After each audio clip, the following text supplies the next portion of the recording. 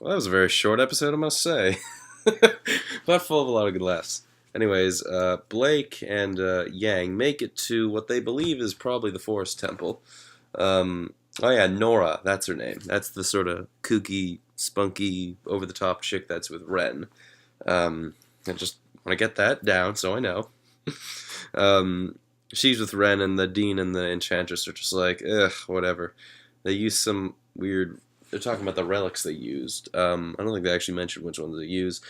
Anyways, Blake and Yang, they come to what they believe is the temple, where there's just all these like little like pedestals, and there's chess pieces. Some of the chess pieces are white, some of the chess pieces are black. They think, should we just pick one? They don't really know what to do. While that's happening, we see John and Piera. The Enchantress is going on saying, like, I don't care what the records say. There's no way that kid John has any sort of preparation or training or anything, really. And this episode kind of shows it.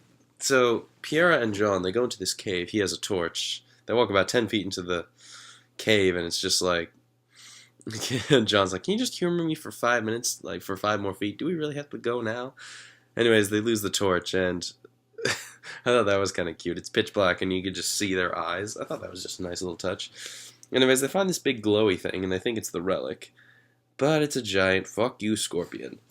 And I just realized the design of the scorpion, actually, it sort of has, like, looks like bones on the outside, like an exoskeleton on the outside. I guess that's what an exoskeleton is. They kind of look like Okami. Anyone ever play that game for the Wii or PS2, Okami? You know how Okami is, about the god wolf or whatever. Had the designs like it was white with like orange swirls. That's what a lot of those creatures actually look like. And as I recall, I think Monty was actually a fan of the game. So, as I saw a poster of it in the studio where he worked in one Rooster Teeth blog, or RT Life, I think. So there's that. But it had me laughing, and then the episode kind of ends with just a, what?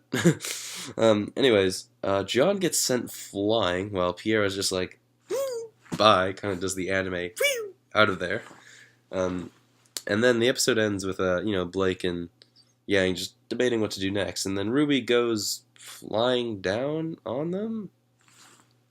Actually, I forgot to mention, the episode actually opens with Wise and, RWBY just arguing, like they always do.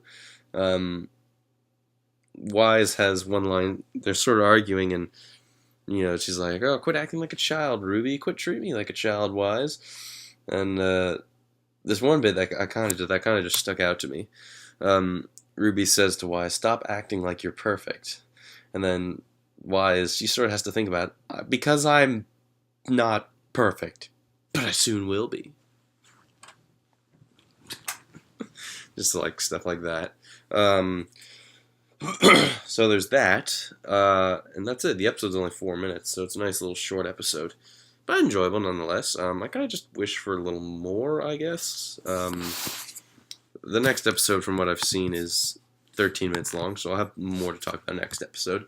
Yeah, sorry if these reviews are kind of short. It's just like, there's only so much I can really talk about, given the length of a lot of these episodes. Given the length of a lot of these episodes, so it's like, yeah, I can only really mention so much. But that's all I have to say. Just another enjoyable episode, had me laughing, and kind of leaves me with questions as to where it'll go next. So, see you next episode.